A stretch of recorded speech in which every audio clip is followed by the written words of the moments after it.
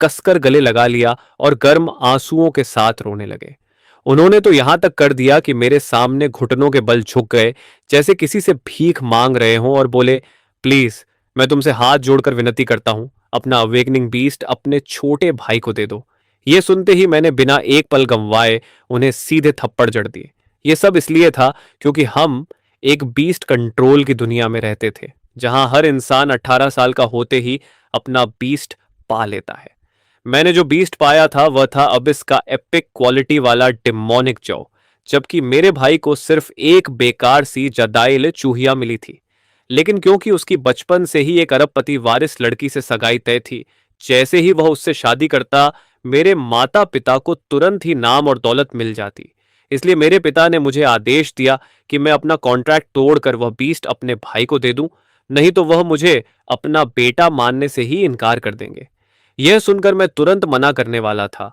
आखिर जब तक डेमोनिक जू खुद सहमत न हो, मैं उसके साथ यहां से निकलने का कोई न कोई रास्ता ढूंढ ही लेता। लेकिन मेरी उम्मीदों के बिल्कुल उलट, डेमोनिक जियाओ खुद मेरे भाई के पास चला गया और उसके सामने झुककर अधीनता दिखाने लगा। वह एक नोबल ड्रैगन जू था और उसके हिसाब से सिर्फ मेरे भाई जैसा आदमी, जो एक अमीर औरत से शादी करने वाला था, वही उसे ठीक से पाल सकता था। जहां तक मेरी बात थी, एक कंगाल मालिक के रूप में वह जैसे साफ साफ कह रहा था, अगर तुम्हारे पास पैसे नहीं हैं तो दफा हो जाओ। यह देखकर मेरे अंदर की आग अचानक एक ठंडी डरावनी हंसी में बदल गई। चूंकि तुम सब यही चाहते हो, तो मैं खुद ही इसे तुम्हें दे देता हूं। मैंने अपनी हथेली से जोर लगाया और पल भर में कॉन्ट्रैक्ट चेन तोड़ दी। दर्द ने मेरे दिमाग को चीर डाला, क्योंकि कॉन्ट्रैक्ट चेन टूटने से होने वाला नुकसान हमेशा के लिए रहता है। लेकिन ऐसा जियाओ जो अपने मालिक से ही विश्वासघात कर दे, मुझे उसकी कोई जरूरत नहीं थी। उस असहनीय दर्द को सहते हुए मैं मुश्किल से खड़ा रह पाया। मेरी आंखों के सामने सब धुंधला था, लेकिन मैंने जीन झेनट की भारी आकृति को अपनी ओर दौड़ते देखा। मुझे लगा शायद मेरा पक्षपाती पिता आखिर पछता गया होगा, लेकिन सच बिल्कुल उल्टा था। जान जनेट ने तुरंत डेमोनिक ड्यूओ क्रिस्टल को खींचा और उसे मेरे भाई जान आइलॉन्द की छाती में ठोंक दिया, जिससे नया कॉन्ट्रैक्ट बन गया।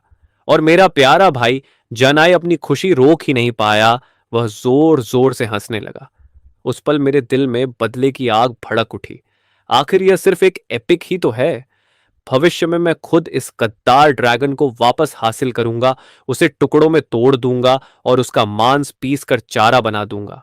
मेरी आंखें बर्फ जैसी ठंडी हो गई। मैं मुड़ा और भारी कदमों से दरवाजे की ओर चल पड़ा। तभी पीछे से मेरे पिता जेन जेनेट की आवाज आई, मुझसे नफरत मत करना मेरे बेटे।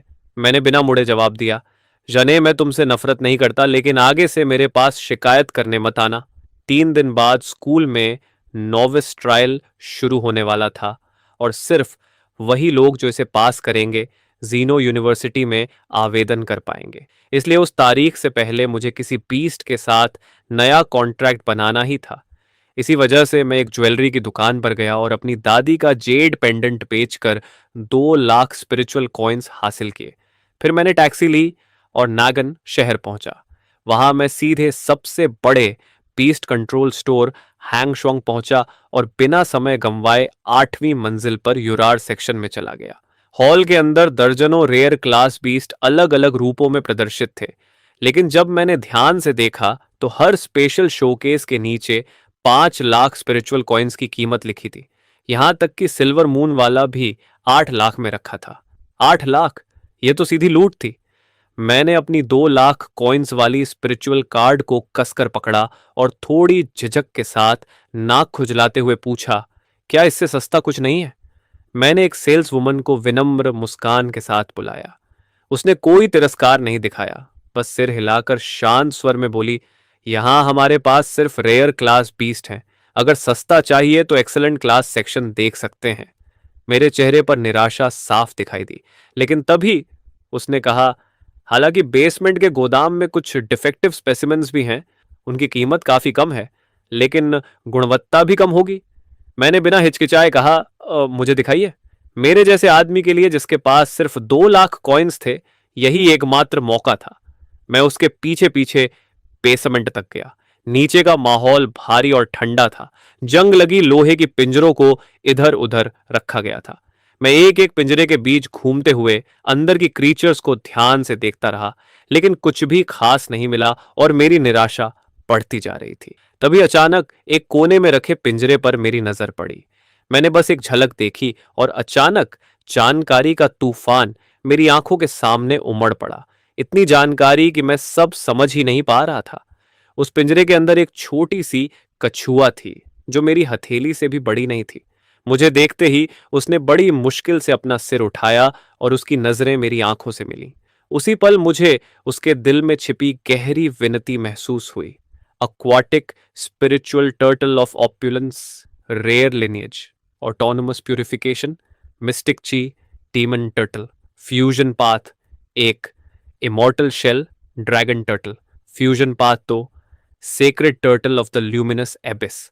इतने सारे फ्यूजन पाथ्स देखकर मेरी सांस ही रुक गई, क्योंकि ये वह क्रीचर था जिसके पास मैंने आज तक सबसे ज्यादा फ्यूजन पाथ्स देखे थे। तभी अचानक मेरी नजर आखिरी फ्यूजन पाथ पर टिक गई। लेजेंडरी जोंगवू, frost bone evil black warrior. क्या यह वही जोंगवू हो सकता है जिसके बारे में दंतकथाओं में सुना था? मेरा गला सूख गया। मैंने हाथ बढ़ाकर उस छोटी कछुए की फटी हुई खोल को धीरे से सहलाया। उसी पल डिदिम की तिरस्कार भरी मुस्कान और मेरे पिता की ठंडी उदासीनता मेरे दिमाग में उभर आई।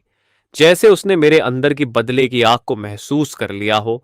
उस कछुए के खोल की दरार अचानक मेरे हाथ के नीचे तपने लगी। मैंने नीचे देखा और अचानक गलियारे में मोजियाओं की धुंधली परछाई दिखाई दी।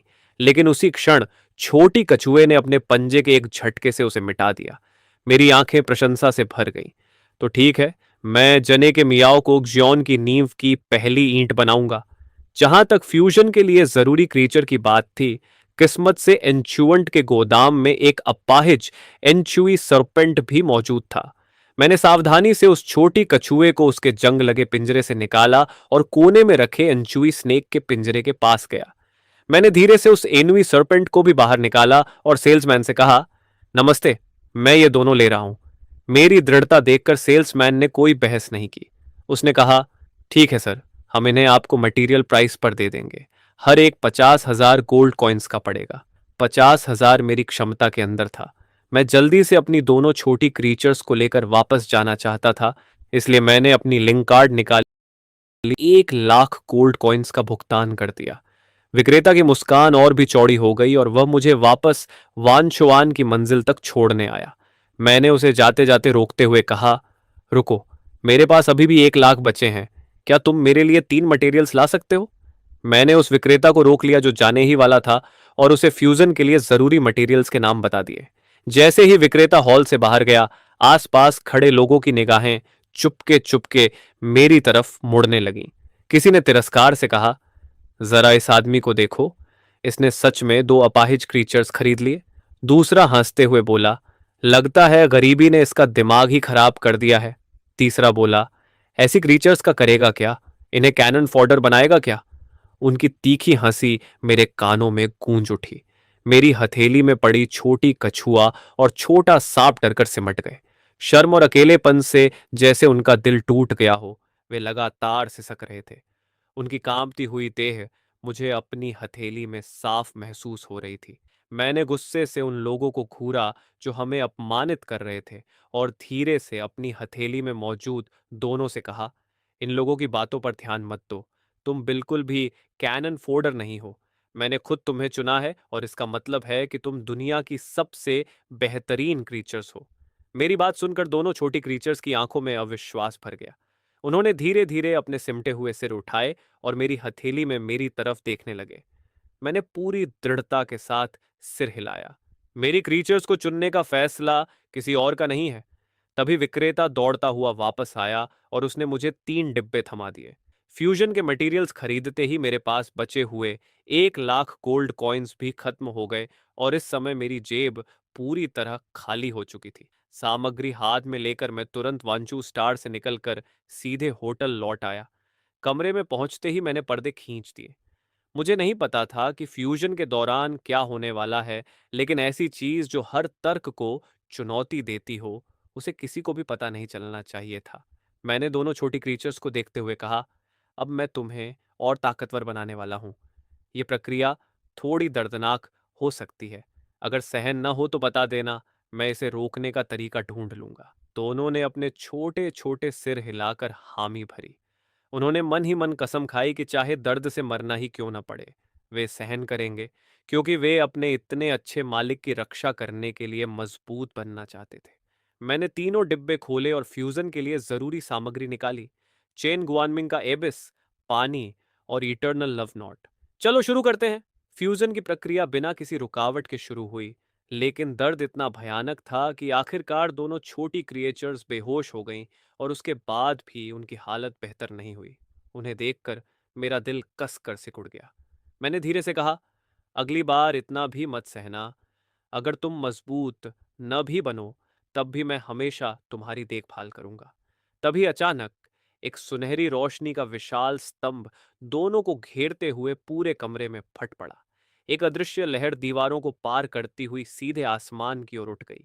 रोशनी इतनी तेज थी जैसे कमरे में छोटा सूरज उग आया हो, लेकिन सौभाग्य से कमरे की सारी दरारें बंद थीं, इसलिए इसने किसी का ध्यान आकर्षित नहीं किया।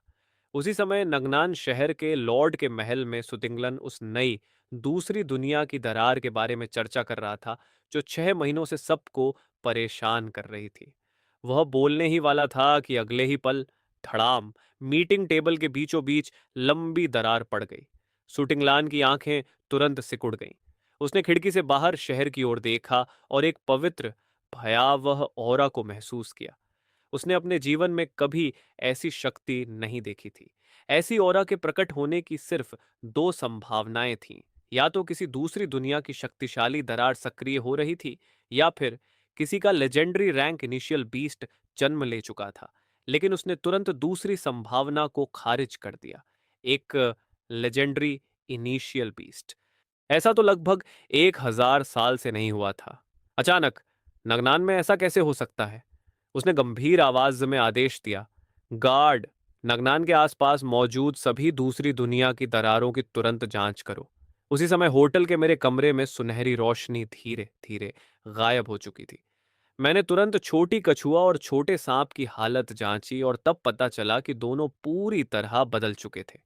जो स्पिरिचुअल टर्टल पहले मेरी हथेली में समा जाती थी, वह अब लगभग एक बड़े टब जितनी हो चुकी थी। उसकी खोल की सारी दरारें गायब हो गई थीं और उनकी जगह सुपारी के पैटर्न जैसे चमकदार निशान उभर आए थे। वहीं पानी का सांप अब लगभग 1 मीटर लंबा हो चुका था और उसके सिर पर बर्फीले सुनहरे रंग का छोटा उभार उग आया था। उसकी काली पूंछ कछुए की खोल के चारों ओर लिपटी हुई थी और दोनों ऐसे लगे जैसे एक दूसरे से जुड़े हों। उन्हें अभी भी बेहोश देखकर मैंने राहत की सांस ली और जल्दी जल्दी उनकी नई जानकारी देखी। नेक्रोआइस शियोन, लेजेंडरी एप्टीट्यूड, फ्यूजन इम्पॉसिबल। मेरा दिल तेजी से धड़कने लगा। यह सचमुच एक लेजेंडरी रैंक एक्सपो बन चुका था। मैं हैरान रह गया। लेजेंडरी रैंक और इतनी भयानक क्षमता मैंने अब तक सिर्फ कार्यक्रमों में देखी थी, लेकिन अब यह सच में मेरे सामने था। अब ये दोनों मेरी पुरानी एबिस डेमोनिक जाओ से भी कहीं ज्यादा शक्तिशाली थे। मैंने खुद को शांत करने की कोशिश की, लेकिन पिछली रात की विश्वासघात की याद बार बार मेरे दिमाग में लौट आती थी। मैंने मन ही मन कहा, जीन, मुझे दोष मत देना अगर तुम्हारा बड़ा भाई तुमसे थोड़ा आगे निकल जाए। अगले ही दिन नोविस ट्रायल का दिन आ गया। नागनन हाई स्कूल के परीक्षा मैदान का प्रवेश द्वार छात्रों से भरा हुआ था। सभी अपने बीस्ट्स के बारे में चर्चा कर रहे थे और मजबूत टीममेट्स ढूंढ रहे थे, क्योंकि परीक्षा मैदान के डीमन बीस्ट्स बेहद खतरनाक थे और ज्यादातर लोगों के लिए टीम बनाना ही सबसे अच्छा विकल्प था। जैसे ही मैं पहुंचा, मेरी नजर एक बेहद परिचित आकृति पर पड़ी। उसी समय जान एक खूबसूरत और आकर्षक लड़की को गले लगाए हंसते बोलते खड़ा था। वह उसकी मंगेतर इनातिगे थी। उनके सिर के ऊपर अबिस का डिमोनिक लियो तैर रहा था। वे दोनों छात्रों की भीड़ से घिरे हुए थे, जो जान की खुशामद करने की कोशिश कर रहे थे। कोई बोला, चीफ जान, आप सच में कमाल हैं। एपिक लेवल एप्टीट्यूड वाला जू बुलाना कोई मजाक नहीं है। इस परीक्षा में पहला स्थान तो आपका ही होगा। तभी एक चापलूस ने मेरी ओर इशारा करते हुए कहा, चीफ, उधर देखो, वो तुम्हारा बड़ा भाई नहीं है? फिर उसने हंसते हुए कहा, क्या तुमने नहीं कहा था कि तुम्हारे भाई ने सिर्फ एक बेकार रजेदाइया बुलाया था? फिर यह कछुआ कहाँ से आ गया? मैंने एक ठंडी मुस्कान बनाई और चुपचाप उसे देखते रहने लगा। मैं देखना चाहता था कि मेरा प्यारा छोटा भाई अब खुद को कैसे समझाएगा। मेरी नजरें उस पर इतनी भारी पड़ रही थीं कि वह असहज हो गया। तभी उसकी बाहों में खड़ी इनातिके बोल पड़ी, इसने जरूर उस राजेदाल को फेंक दिया होगा। आखिर इतना घटिया जानवर तो कोई कुत्ता भी नहीं चाहेगा। और वैसे भी ये अब काफी समय से लिटिल आई का भाई नहीं रहा। आगे से बोलते समय ध्यान रखना, ये कचरा उसके लायक नहीं है।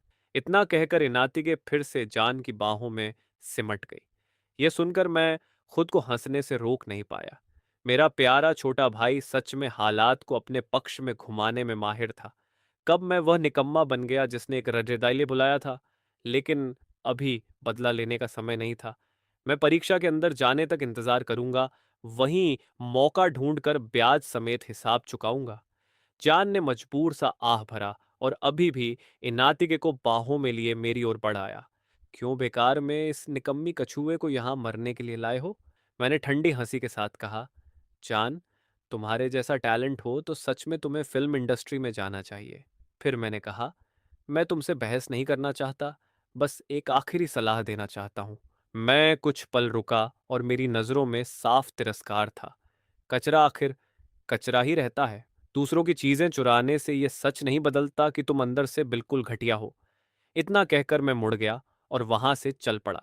जान मेरी पीठ को घूरता रहा और उसकी आंखों में गहरी हत्या की चमक उभर आई।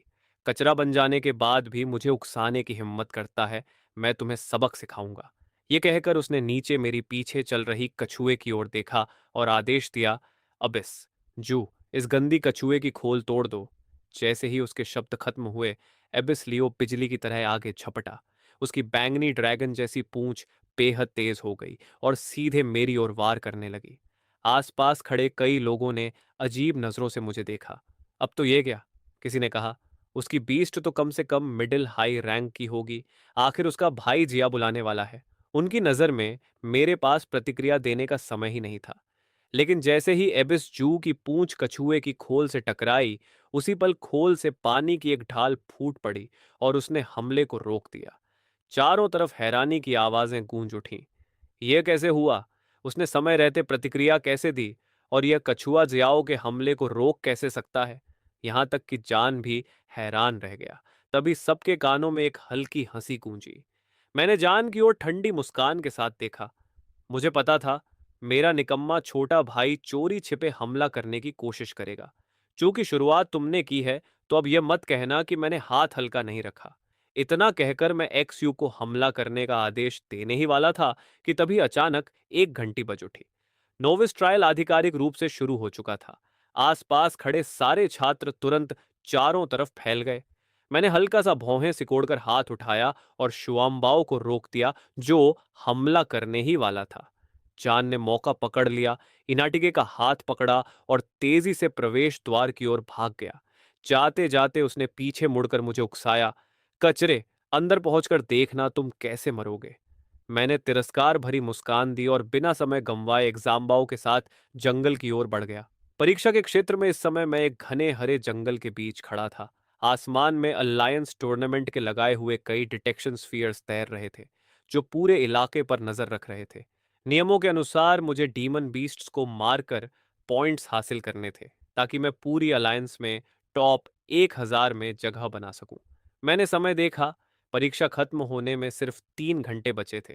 मुझे जल्दी करना था। मैंने कहा, जम्बाओ, इस बार हमें किसी भी हालत में पहला स्थान लेना है। जाम्बाओ वही नाम था जो मैंने शू को दिया था ताकि उसकी असली पहचान छिपी रहे।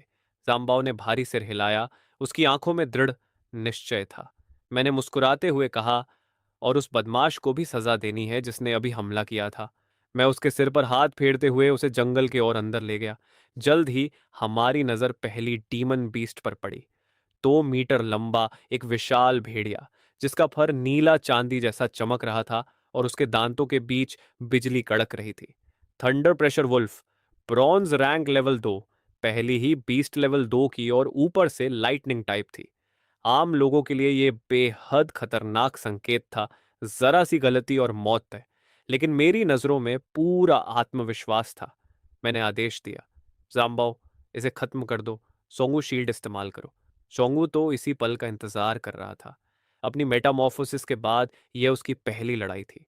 मालिक का आदेश सुनते ही गहरे नीले पानी की एक लहर उसके शरीर के चारों ओर फैल गई। वह सीधे भेड़िए पर झपटा और पानी की वह लहर आसानी से थंडरवुल्फ के बिजली भरे काटने को रोक गई, यहां तक कि उसके दो दांत भी तोड़ दिए। भेड़िया पीछे उछलकर एक पेड़ से जा टकराया। मैंने तुरंत आदेश दिया, तियनशुन इस्तेमाल करो। शांबाओ ने मुंह खोला और गहरे नीले पानी की धुंध बाहर छोड़ी। भेड़िया बचने का मौका भी नहीं पा सका और पूरी तरह उस धुंध में गिर गया। एक भयानक चीख गूंजी, फिर धुंध छोड़ गई और जमीन पर सिर्फ पानी से धुला हुआ एक साफ कंकाल बचा। उसी क्षण एक एनर्जी स्फीयर भेड़िए की हड्डियों से उठी और जाम्बाओ के शरीर में समा गई। मैं साफ महसूस कर सकता था कि उसके अंदर बदलाव हो रहा है। मेरा अनुमान था कि अगर हम एक और लेवल 2 बीस्ट मार लें तो जाम्बाओ भी लेवल 2 तक पहुंच जाएगा। लेकिन सबसे हैरानी की बात यह थी कि छोटे चोंगवू ने उस थंडर वुल्फ को एक ही वार में खत्म कर दिया था। मैंने खुशी से कहा, एक्सबाओ, तुम कमाल हो। मैं उसे गोद में लेने के लिए झुका, लेकिन देखा कि वह रो रहा था। तब मुझे समझ आया, छोटा बस भावनाओं से भर गया था। वह इतने लंबे समय तक वंशों के अंधेरे और उदास गोदाम में कैद रहा था, हर दिन अपमान और ताने सहता रहा था। अब आखिर उसे रोशनी दिखाई दे रही थी और उसके भीतर जमा सारी पीड़ा बाहर निकल रही थी। मैंने हाथ बढ़ाकर उसके सिर को सहलाया और धीरे से कहा, वे अंधेरे दिन अब कभी वापस नहीं आएंगे। एक दिन तुम दोनों दुनिया की सबसे ताकतवर बीस्ट्स बनोगे। दोनों ने आंसू भरी आंखों से जोर से सिर हिलाया और मन ही मन कसम खाई कि वे अपने मालिक की रक्षा अपनी जान देकर भी करेंगे। जब जाम्बाओ पूरी तरह शांत हो गया तो हम फिर से जंगल के अंदर शिकार ढूंढने निकल पड़े। भेड़िए के साथ हुए अनुभव के बाद हमने तय किया कि इस बार और भी ताकतवर डीमन बीस्ट्स का शिकार करेंगे। परीक्षा का क्षेत्र बेहद विशाल था। लगभग 10 मिनट बाद आखिरकार हमें दूसरी डीमन बीस्ट मिल गई। ये एक जहरीला पॉइजन टेल स्कॉर्पियन था, ब्रॉन्ज रैंक लेवल 2। हालांकि पॉइजन टेल स्कॉर्पियन भी पॉइजन टाइप की बीस्ट थी, लेकिन उसकी ताकत एक शू के सामने बिल्कुल भी नहीं टिकती थी। टियनशू ने उस स्कॉर्पियन को पूरी तरह घेर लिया और कुछ ही सेकंड में वह सड़ चुकी लाश में बदल गया। उसी समय उसके शरीर से एक एनर्जी स्फीयर उठी और सीधे जाम्बो के माथे में समा गई। मैंने तुरंत उसकी जानकारी जांची। श्वामबाओ सीधा ब्रॉन्ज रैंक लेवल 2 पर पहुंच चुका था। मुझे खुश होने का मौका भी नहीं मिला कि अचानक मेरे दिमाग में मानसिक शक्ति की एक बड़ी लहर उमड़ पड़ी और मेरा अपना स्तर भी ब्रॉन्ज रैंक 2 तक पहुंच गया। एक बीस्ट मास्टर का स्तर उसकी बीस्ट्स के स्तर पर निर्भर करता है, और जैसे जैसे मानसिक शक्ति बढ़ती है वैसे वैसे और भी बीस्ट्स के साथ पैक्ट करने की संभावना बनती है। मैंने हाथ बढ़ाकर छोटे शू के सिर को सहलाया। मैं बेहद खुश था। इसके बाद मैं एक्सबो को साथ लेकर पूरे जंगल में ऊंचे स्तर की डीमन बीस्ट्स ढूंढने निकल पड़ा। चाहे वे रैंक 1 की हो या रैंक 2 की, हमने सबको खत्म कर दिया और मेरे पॉइंट्स तेजी से बढ़ते चले गए। इसी समय नागनन हाई स्कूल के मॉनिटरिंग रूम में प्रभारी वांग अलायंस हेडक्वार्टर्स को सर्विलांस वीडियोस अपलोड करने में व्यस्त था। तभी उसके पीछे कदमों की आवाज आई। वह स्कूल के प्रिंसिपल ल्यू फेंग थे। वे तेज कदमों से आगे आए और उनकी नजर बड़ी स्क्रीन पर दिख रहे रैंकिंग लिस्ट पर टिक गई। उन्होंने पूछा, हमारे कितने छात्र टॉप 1000 में हैं? वांग ने सिर हिलाते हुए कहा, इस साल का स्तर पिछले साल से भी कमजोर है। अभी तक सिर्फ 3 छात्र ही उसमें पहुंचे हैं। यह सुनकर लुई फेंग ने निराशा से सिर हिलाया। वांग ने आगे कहा, और उनमें भी सिर्फ जनाई, जिसने एपिक रैंक फ्यूजन बीस्ट बुलाया है, वही टॉप 200 में पहुंच पाया है। उसके पॉइंट्स मुश्किल से 1000 के आसपास हैं। बाकी 2 छात्र 800वीं रैंक से नीचे ही हैं। यह सुनकर ल्यू फेंग ने गहरी सांस ली और बोले, इस साल पूरी अलायंस की स्थिति अच्छी नहीं है। अभी तक केवल लगभग 200 प्रतिभागी ही 1000 पॉइंट्स तक पहुंच पाए हैं। अगर यही हाल रहा तो इस साल भी हम इनर डीमन क्लैन के खिलाफ होने वाली वर्ल्ड चैलेंज हार जाएंगे। वांग ने भी निराशा से आह भरी, अगर अलायंस इस साल भी हार गया तो ये हमारी लगातार 10वीं हार होगी। कितना शर्मनाक रिकॉर्ड होगा। वह फिर से प्रतिभागियों के वीडियोस छांटने के लिए मुड़ ही रहा था कि अचानक उसकी नजर बड़ी स्क्रीन के सबसे नीचे उभरे एक नाम पर पड़ी। चानलिंग नागनन हाई स्कूल। वांग के होंठों पर हल्की मुस्कान आई, क्योंकि वह यह खबर प्रिंसिपल को बताने ही वाला था। लेकिन तभी उसने देखा कि वह नाम रैंकिंग में रॉकेट की तरह ऊपर चढ़ने लगा। पलक झपकते ही वह 500वीं रैंक तक पहुंच गया। वांग चिल्लाया, प्रिंसिपल जल्दी देखिए। ल्यू फेंग, जो बाहर जाने ही वाले थे, तुरंत मुड़े और रैंकिंग की ओर देखने लगे। इतने छोटे से समय में मेरा नाम सीधे 100वीं रैंक तक पहुंच गया था। लेकिन यह सब नहीं था। मेरे नाम के पास दिख रहे पॉइंट्स डरावनी रफ्तार से बढ़ते जा रहे थे। वे सीधे 2000 पॉइंट्स को पार कर गए। लिू फेंग की आंखें सिकुड़ गईं। वे उस नाम को घूरते रह गए। ये पॉइंट्स इतनी डरावनी गति से कैसे बढ़ रहे हैं? वांग की पहली प्रतिक्रिया यही थी कि यह कोई डेटा एरर है। आखिर जान जैसा प्रतिभागी, जिसकी क्रिएचर एपिक रैंक की थी, उसके पास भी मुश्किल से 1000 पॉइंट्स थे।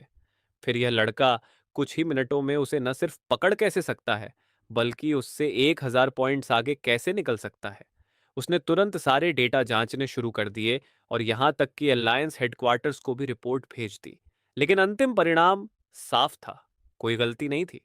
ल्यू फेंग और वांग खुद को शांत रखने की कोशिश कर रहे थे, लेकिन उनके होठों पर उत्साह भरी मुस्कान छिप नहीं पा रही थी। उसी समय मेरे पॉइंट्स 3000 पार कर चुके थे और मैं सीधे अलायंस के टॉप 10 में पहुंच चुका था। अब मुझे पहले स्थान तक पहुंचने के लिए सिर्फ 600 पॉइंट्स और चाहिए थे, और मेरी गति जरा भी धीमी नहीं हो रही थी। लुई फेंग ने जोर से आदेश दिया, जल्दी उसकी सर्विलांस वीडियो स्क्रीन पर दिखाओ। फिर उन्होंने कहा, अगर मैं गलत नहीं हूं तो यह जान का बड़ा भाई है। लेकिन मैंने तो सुना था कि उसने सिर्फ एक साधारण क्लास का राजेदाइल बुलाया था। अब वांग भी स्थिति की गंभीरता समझ चुका था। उसने तुरंत मेरी लाइव वीडियो स्क्रीन पर दिखा दी। मेरा नाम रैंकिंग में तेजी से ऊपर चढ़ता जा रहा था, और अब मैं सीधे पहले स्थान पर पहुंच चुका था। मेरे पॉइंट्स भी 5000 पार कर चुके थे। स्क्रीन पर लाइव इमेज स्थिर हुई और सबकी नजरें उसी पर टिक गईं। उस समय मैं छोटे जोंगवू के साथ एक बहते हुए झरने के किनारे किनारे जंगल की गहराई में आगे बढ़ रहा था। ध्यान से देखने पर साफ पता चल रहा था कि इंसान और बीस्ट दोनों ही ब्रॉन्ज रैंक 4 तक पहुंच चुके थे। मैंने हाँफते हुए पूछा, जाम्बो, क्या तुम्हें सच में यकीन है कि जंगल की गहराई में लेवल 6 डीमन बीस्ट की मौजूदगी महसूस हुई है? मैं इतनी तेज दौड़ा था कि सांस फूल गई थी। छोटे एक्सो ने दृढ़ता से सिर हिलाया। उसकी आंखों में दृढ़ निश्चय था। मैंने कहा, ठीक है, आधे घंटे में हम देखेंगे कि लेवल 6 डीमन बीस्ट कितनी ताकतवर होती है। 10 मिनट बाद हमें सचमुच bronze rank level 6 demon beast मिल गई। एक स्पाइन बैक पेयर। उस काले भूरे कांटेदार पीठ वाले भालू को देखते ही मुझे ऐसी ऑरा महसूस हुई जो लो लेवल बीस्ट से बिल्कुल अलग थी। अगर जायोनवू लेवल 5 पर होता तो मुझे जरा भी डर नहीं होता, लेकिन अभी वह सिर्फ लेवल 4 था। ये पूरे 2 लेवल्स का अंतर था। और सबसे परेशान करने वाली बात यह थी कि वहां मैं अकेला नहीं था। 5 लोगों की एक टीम उस स्पाइन बैक बेयर के दबाव में पीछे हटती जा रही थी, और जल्द ही वे झरने के पास गिरने वाले थे। उनमें से एक ने घबराकर कहा, चीफ, क्या हम बच पाएंगे? दूसरे ने कहा, डरने की क्या बात है, यह बीस्ट पहले से ही थक चुकी है। हमला जारी रखो, हम इसे धीरे धीरे खत्म कर देंगे। उसी समय जान ने एक साथी को पकड़कर उसे आगे धकेलने की कोशिश की। ये सब मैं साफ देख रहा था। मेरी यादों में मेरा प्यारा छोटा भाई हमेशा ऐसा ही था। अपने फायदे के लिए किसी को भी बलि चढ़ा देने में उसे कभी झिझक नहीं होती थी। मैं हल्की हंसी के साथ मन ही मन बोला, क्या संयोग है मेरे प्यारे छोटे भाई। और मैं तुरंत हस्तक्षेप करने के बजाय पहले यह सब देखना चाहता था। जिस साथी को आगे धकेला गया था वह पीछे हटने ही वाला था कि तभी एबिस डीमन ने उसका रास्ता रोक लिया। अब वह न तो भाग सकता था और न ही आगे बढ़ सकता था। स्पाइन बैक बेयर ने कोई झिझक नहीं दिखाई। उसने गुस्से से भरे एक वार में उसकी जान ले ली। जान ने शुरू से अंत तक जरा भी पछतावा नहीं दिखाया। उसने तुरंत हाथ बढ़ाकर दूसरे साथी को पकड़ा और उसे भी आगे फेंक दिया। अब तू जा, इसे थकाकर मार, उसने कहा। वह साथी प्रतिक्रिया भी नहीं दे पाया था कि सीधे भालू के सामने जा गिरा। मरने से ठीक पहले खून से भरी आंखों के साथ वह चिल्लाया, जान हरामखोर। लेकिन जान को कोई फर्क नहीं पड़ा। उसने आखिरी बचे साथी को भी उसी तरह आगे फेंक दिया। फिर उसने नजर से अबिस टिमन को इशारा किया कि सही समय पर भालू को रोक दे ताकि वह इनाटिगे को लेकर भाग सके। स्पाइन बैक बेयर ने देखा कि एक और इंसान उसकी तरफ फेंका गया है। उसने गुस्से से अपना पंजा उठाया ताकि उसे खत्म कर दे, लेकिन अचानक उसके पंजे की गति धीमी पड़ गई। इससे पहले कि वह कुछ समझ पाता, गहरे नीले रंग की पानी जैसी धुंध ने उसे पूरी तरह घेर लिया। उस धुंध के अंदर से दिल दहला देने वाली चीखें गूंज उठीं। जब धुंध छंटी तो उस विशाल और भयानक स्पाइन बैक बियर की जगह सिर्फ एक कंकाल बचा था। जान तुरंत पत्थर की तरह जम गया। उसने इनाटिज को पकड़ा और भागने के लिए मुड़ा, लेकिन अचानक उसे महसूस हुआ कि उसका शरीर हिल ही नहीं पा रहा है। भागने की सोच रहे हो छोटे भाई? फिर से मिल गए हम। मेरी आवाज ठंडी और आक्रामक थी। जन अविश्वास से मुड़ा और मुझे अपनी ओर आते देखा। मैं हल्की लेकिन डरावनी मुस्कान के साथ आगे बढ़ा और उसकी गाल पर हल्के से थपथपाया। तो अब तुम मुझे बड़ा भाई भी नहीं कहना चाहते? उसी समय भालू के कंकाल से एक एनर्जी स्फीयर उठी और सीधे छोटे सियोन के माथे में समा गई। जोंगबाओ सीधे ब्रॉन्ज रैंक 5 पर पहुंच गया और उसकी अबिस प्रेशर और भी भयानक हो गई। मुझे साफ महसूस हुआ कि उसके शरीर से निकलने वाला दबाव और भारी हो गया है। इनतिके तो उसी समय जमीन पर गिर पड़ी। जान की आंखें डर से फैल गईं। उस पल उसकी नजर में मैं किसी राक्षस से कम नहीं था। मर जा हरामी! उसने दांत भींचते हुए कहा। एबिस डीमन की पूंछ हिलने लगी और उसने deadly shadow horn skill activate कर दी। उसका निशाना मैं था, लेकिन वह मुझे छू भी नहीं सका। जोंगू शील्ड ने उसे पूरी तरह रोक दिया। मैंने ठंडी हंसी के साथ कहा, जान, तुम्हारा हाथ सच में बहुत भारी है। कितनी क्रूरता है। मुझे इसमें कोई शक नहीं था कि अभी अबिस डेमोनिक जाओ का हमला मुझे मारने के लिए ही था। मैंने गहरी सांस ली और एक जोरदार लात मारकर जान को जमीन पर गिरा दिया, फिर अपना पैर उसके चेहरे पर रख दिया। क्या तुम पापा और माँ ने कभी सोचा था कि ऐसा दिन भी आएगा? कभी कभी तो सच में मन करता है कि तुम्हें मार डालूं। जान पहले कभी मौत के इतना करीब नहीं आया था।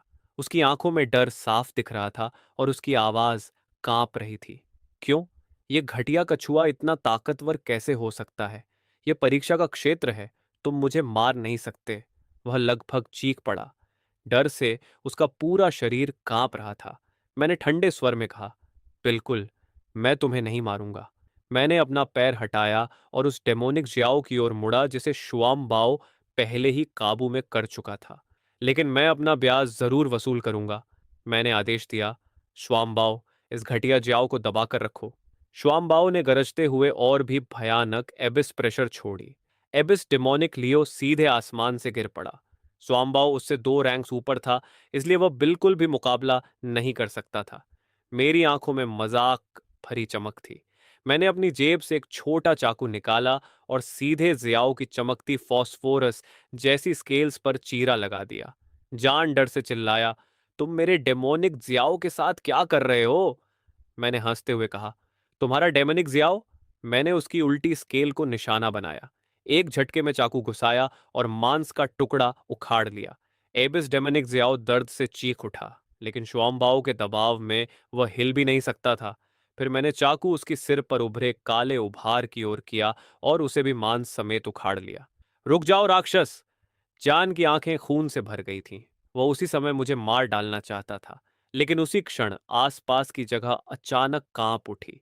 3 घंटे की पहली परीक्षा खत्म हो चुकी थी। सभी प्रतिभागियों को अपने आप जंगल से बाहर दूसरी परीक्षा के स्थान पर भेज दिया गया। उसी समय मॉनिटरिंग रूम में ल्यू फेंग स्तब्ध खड़ा था। उसकी नजरें स्क्रीन पर जमी हुई थीं। स्क्रीन पर जमी आखिरी तस्वीर में मेरे प्रति स्पष्ट प्रशंसा झलक रही थी। यह लड़का सच में निर्दयी है। दूसरी तरफ वांग अलायंस हेडक्वार्टर्स को आखिरी वीडियो क्लिप्स अपलोड कर रहा था। परीक्षा की रैंकिंग भी पूरी हो चुकी थी। पहला स्थान जीन लिन, नागन हाई स्कूल, 10,860 पॉइंट्स। दूसरे स्थान पर सुचियाओ श्याओ था, जिसके पास सिर्फ 2,600 पॉइंट्स था। उसका दिल तेजी से धड़कने लगा। नगनान ने पूरे अलायंस में पहला एस रैंक प्रतिभागी पैदा कर दिया था। उसे याद नहीं था कि आखिरी बार उसने इतनी उत्तेजना कब महसूस की थी। वह अभी संभल भी नहीं पाया था कि मॉनिटरिंग रूम का दरवाजा लात मारकर खोल दिया गया। शहर की मालकिन सुतिनलन तेज कदमों से अंदर आई। लियू वाई फेंग को देखते ही उसने पूछा, प्रिंसिपल लियू, यह जेएन लिंग का मामला क्या है? अलायंस हेडक्वार्टर्स लगातार मुझे फोन कर रहा है। लियू फेंग ने कड़वी मुस्कान के साथ सिर हिलाया। उसने पूरी घटना बताई और आखिर में स्क्रीन पर जमी तस्वीर की ओर इशारा किया। सब कुछ इस बीस्ट के कारण है। 60 साल में मैंने ऐसा कभी नहीं देखा। सुतिनलन स्क्रीन पर दिख रहे झोंगबाओ को घूर रही थी। तुम कहना चाहते हो कि इस कछुए और काले सांप के फ्यूजन ने एक ही वार में स्पाइन बैक बियर को मार दिया? लियू फेंग ने सिर हिलाया। सुतिनलन अब भी विश्वास नहीं कर पा रही थी। एक रैंक 5 टर्टल जो मुश्किल से एक टब जितना बड़ा है, उसने रैंक 6 स्पाइन बैक बियर को लेवल जंप करके मार दिया। लेकिन तथ्य सामने थे। लियू फेंग ने कहा, हम उससे सीधे तभी पूछ पाएंगे जब परीक्षा खत्म होगी। अभी दूसरे स्तर की सर्विलांस दिखाओ। जब मैंने दोबारा आंखें खोली तो एक्सपो और मैं लगभग 100 मीटर व्यास वाले एक कमरे में खड़े थे। चारों तरफ की दीवारें जिजिनशी पत्थर से बनी थीं। पूरे कमरे में सिर्फ मैं और एक्सनोबो ही थे। मैंने अभी अभी काटा हुआ ड्रैगन हॉर्न अपनी जेब में रख लिया। जान का डेमोनिक जिया बुरी तरह घायल हो चुका था। मैंने सोचा, अब वह शिंगो यूनिवर्सिटी नहीं जा पाएगा। यह सोचकर मेरे चेहरे पर हल्की मुस्कान आ गई। दूसरी परीक्षा अब डीमन बीस्ट्स को ढूंढकर मारने की नहीं थी, बल्कि यह देखने की थी कि हर प्रतिभागी ऑटोमेट्स के हमलों के सामने कितनी देर तक जीवित रह सकता है। जितना ज्यादा समय तक जीवित रहोगे, उतने ज्यादा पॉइंट्स मिलेंगे। जैसे ही मैंने खुद को तैयार किया, कमरे का पत्थर का दरवाजा खुला और यंगंग सिटी द्वारा बनाया गया एक कॉम्बैट ऑटोमेट अंदर आ गया। एक bronze level second tier test automat. जैसे ही वह अंदर आया, उसने एक पल भी बर्बाद नहीं किया और शू को नजरअंदाज करते हुए सीधे मेरी तरफ दौड़ पड़ा। मैंने तुरंत आदेश दिया, श्वाम्बाओ, इसे खत्म करो। मेरे आदेश पर जैम्बो ने पहले अपनी अबिस प्रेशर से उसकी गति धीमी कर दी और फिर अपनी गहरी काली कोरोजन मैजिक से उस ऑटोमेट को गलाकर पिघले हुए लोहे में बदल दिया। मैं अपने से 5 मीटर दूर पड़े उस पिघले धातु के ढेर को देखता रहा और गहरी सांस ली। अब मुझे समझ आ गया कि इस दूसरी परीक्षा की असली खासियत क्या है। टेस्ट ऑटोमैट का मुख्य लक्ष्य बीस्ट नहीं बल्कि बीस्ट मास्टर होता है। जैसे ही मुझे यह समझ आया, मैं तुरंत जाम्बो के पीछे छिप गया। भले ही मैं ब्रॉन्ज रैंक लेवल 5 तक पहुंच चुका था, फिर भी मैं एक आम इंसान से ज्यादा मजबूत नहीं था। जब तक कोई बीस्ट मास्टर डायमंड रैंक तक नहीं पहुंचता, वह अपने असली टैलेंट्स को जागृत नहीं कर सकता। उसे पहले उसकी शारीरिक ताकत में कोई खास फर्क नहीं होता। तभी कमरे का पत्थर का दरवाजा फिर से खुला और उससे पहले से भी ज्यादा ताकतवर टेस्ट ऑटोमैट बाहर आया। शियोनबो ने तुरंत आगे बढ़कर मुझे जोंगवू जेड शील्ड की एक परत से ढक दिया ताकि मैं सुरक्षित रहूं। यह नया ऑटोमैट पिछले वाले से अलग था। उसका पूरा शरीर जलती हुई लाल पत्थर से बना था और उसका स्तर भी ज्यादा ऊंचा था। Trial fire automat, bronze rank 3rd tier. जैसे ही वह अंदर आया, उसने मुझे प्रतिक्रिया देने का कोई मौका नहीं दिया। उसने अपना बायां हाथ उठाया, सीधे मेरी ओर निशाना साधा और 3 आग के गोले दाग दिए। मैं प्रतिक्रिया भी नहीं दे पाया और वे सीधे मुझ पर आ गिरे। सौभाग्य से सियोन बाओ के सोंगवू जेड की वजह से मुझे कोई चोट नहीं आई। 3 मिनट बीत गए। जब bronze rank 5th tier lighting trial automat भी नष्ट हो गया, तो उसके बाद जो ऑटोमैट्स आने लगे वे पहले से अलग थे। मैं धीरे से दीवार के पास खिसक गया और पत्थर के दरवाजे से निकलते 2 नए टेस्ट ऑटोमैट्स को ध्यान से देखने लगा। ट्रायल वुड ऑटोमैट और ट्रायल अर्थ ऑटोमैट दोनों ही ब्रॉन्ज रैंक 5th टीयर के थे। उसके बाद वे संख्या के बल पर हमला करने वाले थे। मैं लगातार उनसे दूरी बनाकर रखे हुए था, क्योंकि अगर उनका एक भी वार मुझ पर पड़ जाता तो मेरी परीक्षा यहीं खत्म हो जाती। उसी समय मॉनिटरिंग रूम में शहर के लॉर्ड सुटिंगलन आखिरकार मेरी असली प्रतिभा को समझ चुका था और अब उसे मेरे इस रैंक स्कोर पर कोई शक नहीं था। लेकिन तभी उसने कहा, रुको, यह अब सिर्फ एस रैंक नहीं रहा। अलायंस रैंकिंग के हिसाब से इसका स्कोर अब 20,000 पॉइंट्स पार कर चुका है। यह अब पहला एसएस रैंक बन चुका है। सुटिंगलन की आंखें सिकुड़ गईं और वह स्क्रीन पर चमकते मेरे नाम को घूरने लगा। एलिनियस जिंगो में आखिरी बार एसएस रैंक कब आया था? 1000 साल पहले या 2000? उधर परीक्षा के स्थान पर मैं एक और टेस्ट मैकेनिज्म पार कर चुका था। अभी तक मैं 9 मिनट से ज्यादा समय तक जीवित रह चुका था, लेकिन मुझे पता था कि अब ज्यादा देर तक टिकना मुश्किल होगा। कमरे के अंदर मौजूद 10 bronze rank 5th tier automates अचानक बदलने लगे। उनके सीने में लगे कोर्स तेजी से घूमने लगे और उनके अलग अलग एट्रीब्यूट्स एक दूसरे में मिलकर अंत में एक विशाल 5 मीटर ऊंचा रेनबो कलर्ड कंपोजिट ऑटोमेट बन गए। मैंने दांत पींच लिए। तो यह भी संभव है। उस कंपोजिट जायंट ऑटोमेट का स्तर तेजी से बढ़कर सिल्वर रैंक तक पहुंच गया। यहां तक कि सबसे ताकतवर एक्सबॉव भी उसके सामने ज्यादा देर तक टिक नहीं सकता था। जैसा कि उम्मीद थी, अंत में हम हार गए। हमारा सर्वाइवल टाइम ठीक 1,000 सेकंड्स पर जाकर रुक गया और अंतिम स्कोर 30,000 पॉइंट से भी ऊपर पहुंच गया। Final evaluation SSS rank. सुटिंगलन यह देखकर इतना स्तब्ध रह गया कि कुछ बोल ही नहीं पाया। एसएसएस रैंक स्कोर, उसने अपने जीवन में कभी ऐसा नहीं सुना था। पूरी शाइनिंग अलायंस के हजारों साल के इतिहास में कभी किसी ने 30,000 पॉइंट्स पार नहीं किए थे। जब अलायंस ने यह परीक्षा डिजाइन की थी और यह सीमा तय की थी, तब किसी ने कल्पना भी नहीं की थी कि कोई इसे पार कर सकता है, क्योंकि इस सीमा को पार करने के लिए जिस बीस्ट की जरूरत थी वह कम से कम लेजेंडरी रैंक का होना चाहिए था, और वह भी कोई साधारण लेजेंडरी नहीं। तभी सुटिंगलन को अचानक याद आया कि कल नागनन सिटी में एक बेहद शक्तिशाली एनर्जी फ्लक्चुएशन हुआ था। उस समय उसने सोचा था कि शायद किसी दूसरी दुनिया की नई दरार खुली है, लेकिन अब उसे समझ आ गया कि असली वजह क्या थी। उसी समय मैं एक्सबो के साथ परीक्षा के क्षेत्र से बाहर निकल चुका था और शुरुआती परीक्षा के प्रवेश द्वार पर वापस आ गया था। बाकी प्रतिभागी दूसरी परीक्षा खत्म होते ही बहुत पहले जा चुके थे, इसलिए वहां ज्यादा लोग नहीं बचे थे। लेकिन जैसे ही मैं प्रवेश द्वार पर पहुंचा, मेरे पीछे से एक पागलपन भरी चीख गूंज उठी, मैं तुम्हें मार डालूंगा। पता चला कि अबिस डीमन के घायल होने के बाद जान दूसरी परीक्षा में 3 सेकंड भी नहीं टिक पाया था। वह तुरंत हार कर बाहर हो गया था और तभी से प्रवेश द्वार पर मेरा इंतजार कर रहा था। उसकी रैंकिंग 1,000वीं जगह से भी नीचे गिर चुकी थी, जिससे उसका शिंगो यूनिवर्सिटी में दाखिले का अधिकार खत्म हो गया था।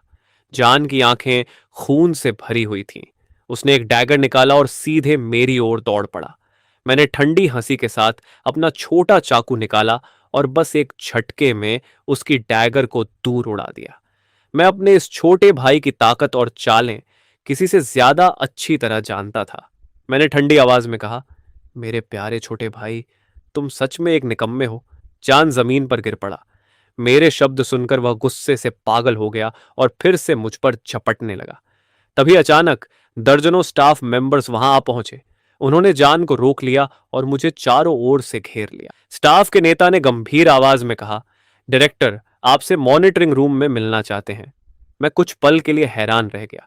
लगता है परीक्षा में मेरे प्रदर्शन ने डायरेक्टर का ध्यान खींच लिया था, लेकिन अभी तक मुझे अपना असली स्कोर नहीं पता था। मैंने सिर हिलाया और स्टाफ के लोगों के साथ धीरे धीरे प्रवेश द्वार से बाहर चला गया। जाने से पहले मैंने पीछे मुड़कर जमीन पर पड़े जान की ओर ठंडी नजर डाली और कहा, तुम्हें खुश होना चाहिए। अगर परीक्षा के दौरान हत्या करना मना न होता तो तुम्हारा शरीर अब तक ठंडा हो चुका होता। यह कहकर मैं बिना पीछे देखे आगे बढ़ गया। जान की आंखें लाल नसों से भर गई थीं। मुझे दूर जाते देखकर उसके मन में मुझे 1,000 टुकड़ों में फाड़ देने की इच्छा उठ रही थी। उसका अबिस डीमन उसके पास पड़ा था और उसकी ऑरा साफ बता रही थी कि वह बुरी तरह घायल हो चुका है।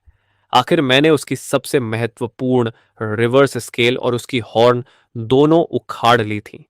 इंडिस ने जान का हाथ कसकर पकड़ा और कहा, श्यावी मेरे साथ चलो। घर लौटकर मैं तुम्हारे लिए सबसे अच्छा हीलर ढूंढूंगी। जान का चेहरा अंधेरे जैसा हो गया था। वह बिल्कुल नहीं हिला। उसकी आंख के कोने से धीरे धीरे खून का आंसू बह निकला। काफी देर बाद उसने मुश्किल से कुछ शब्द बोले। याटिंग मेरी मदद करो। उसने सिर हिलाया। च्याओई चिंता मत करो। शाइनिंग यूनिवर्सिटी के एग्जाम से पहले मैं इनातिगे उसे हमेशा के लिए गायब कर दूंगी। उसी समय अबिस डीमन को होश आया। उसकी बैंगनी और काली आंखें मेरी दूर जाती हुई आकृति पर टिक गईं। उनमें गहरी नफरत भरी थी। वह मुझसे नफरत करता था कि मेरे पास उससे ज्यादा ताकतवर बनने का मौका था और मैंने उसे पहले नहीं बताया। अगर उसे पता होता तो वह इस निकम्मे जान को कभी नहीं चुनता। वह मुझसे इसलिए भी नफरत करता था कि मैंने हमारे पुराने रिश्तों की कोई परवाह नहीं की और बेरहमी से उसकी सबसे महत्वपूर्ण रिवर्स स्केल और उसकी हॉर्न उखाड़ ली। उसी समय नागनन हाई स्कूल के मॉनिटरिंग रूम में एक स्टाफ मेंबर मुझे लेकर पहुंचा। प्रिंसिपल ल्यू फेंक आगे बढ़े और एक तेज तर्रार महिला की ओर इशारा करके बोले, यह है सुटिंगलन, नागनन सिटी की सिटी मास्टर। फिर उन्होंने एक उम्र दराज आदमी की ओर इशारा किया और उनका लहजा और भी सम्मानपूर्ण हो गया। और ये है मिलिट्री डिस्ट्रिक्ट के चीफ इंस्पेक्टर मास्टर शोजियन। ये हर शहर में बिगिनर्स टेस्ट की फेयरनेस को सुपरवाइज करते हैं। ये नाम सुनते ही मेरी आंखें सिकुड़ गईं। ये नाम पूरी शाइनिंग अलायंस में मशहूर था।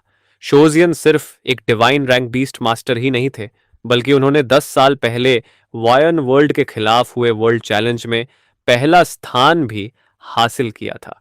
मैं तुरंत उत्साह में झुक गया और बोला, नमस्ते सिटी मास्टर, नमस्ते चीफ इंस्ट्रक्टर।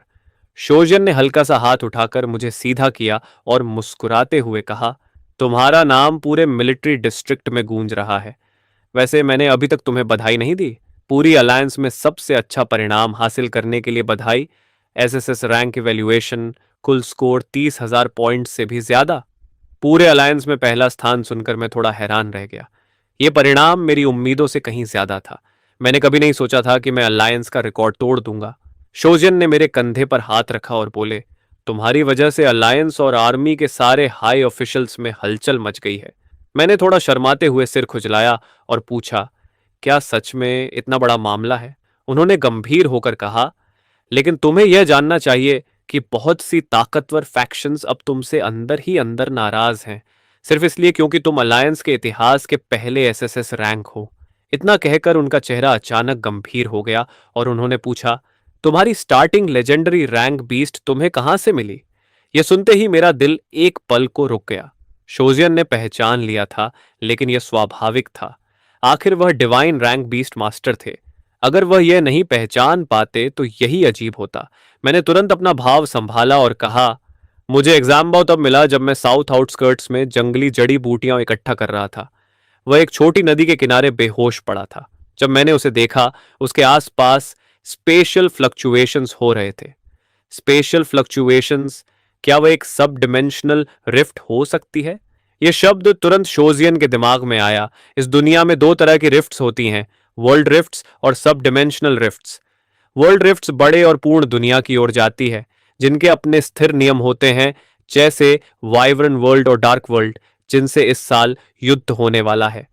इनमें से ज्यादातर दुनिया मानवता के लिए दुश्मन है और हमेशा अलायंस पर कब्जा करने का सपना देखती है।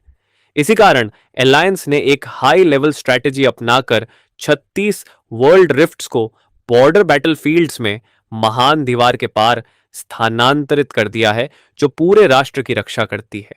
वहीं सब डायमेंशनल रिफ्ट्स छोटे और अधूरे सीक्रेट रियल्म्स की ओर ले जाती है। कुछ उच्च स्तर और उच्च गुणवत्ता वाले रियल्म्स इतने कीमती होते हैं कि उन्हें वर्ल्ड चैलेंजेस में एक्सचेंज रिसोर्स की तरह इस्तेमाल किया जा सकता है। मेरी बात सुनकर शोजियन के मन में तुरंत ख्याल आया कि शायद एक लेजेंडरी ग्रेड सब डायमेंशनल रिफ्ट प्रकट हुई थी। ऐसे स्तर की रिफ्ट अपने आप में एक रणनीतिक रिसोर्स मानी जाती है। मैंने उनकी एक्सप्रेशन देखकर आगे कहा, लेकिन वह स्पेशल फ्लक्चुएशन सिर्फ कुछ सेकंड में गायब हो गई। जब मुझे लगा कि कोई खतरा नहीं है, तो मैं दौड़ कर गया और जम्बाओ को उठा लिया। मैंने एग्जाम्बाओ के सिर को सहलाया और कहा, वह तुरंत ही मेरे साथ खुल मिल गया। यह सुनकर शोजियन की नजर थोड़ी गहरी हो गई। वह तुरंत समझ गए कि मैं झूठ बोल रहा हूं, लेकिन उन्होंने इसे नजरअंदाज कर दिया। तुम काफी समझदार हो, उन्होंने कहा, मैं भी सीधे मुद्दे पर आता हूं। इतना कहकर उन्होंने विषय बदल दिया और अब उन्हें एग्जाम्बाओ की उत्पत्ति में कोई दिलचस्पी नहीं थी। इस बार मेरी मुख्य जिम्मेदारी तुम्हारी असली स्थिति की रिपोर्ट हेडक्वार्टर्स को देना है, लेकिन मैं यहां आर्मी की तरफ से भी आया हूं। मुझे तुम्हारी मदद चाहिए एक बहुत ही महत्वपूर्ण मिशन के लिए, जो इस साल के वर्ल्ड चैलेंज से जुड़ा है। यह सुनकर मैंने भौहें सिकोड़ ली। World challenge? शोजियन ने आगे कुछ नहीं कहा और बगल में खड़ी सुटिंगलन की ओर देखा। सिटी मास्टर सुटिंगलन तुरंत समझ गई और ल्यू फेंक तथा बाकी लोगों को साथ लेकर सम्मानपूर्वक कमरे से बाहर चली गई। अब मॉनिटरिंग रूम में सिर्फ शोजियन और मैं ही बचे थे।